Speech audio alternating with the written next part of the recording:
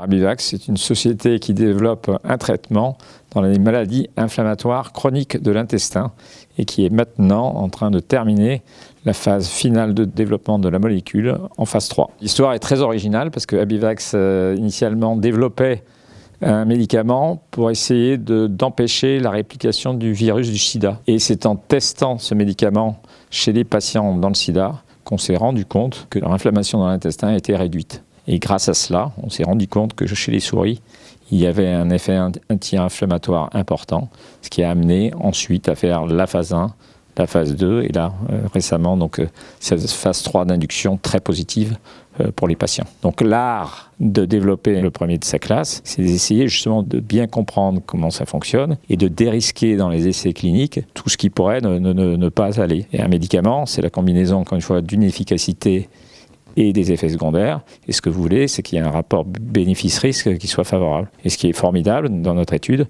c'est que non seulement on marche bien dans des patients dits peu sévères, mais aussi dans des patients qui sont en échec à d'autres traitements. C'est une étude littéralement globale, 36 pays, 600 centres cliniques. C'est la deuxième plus grande étude de l'histoire dans le domaine de la rectocolite hémorragique.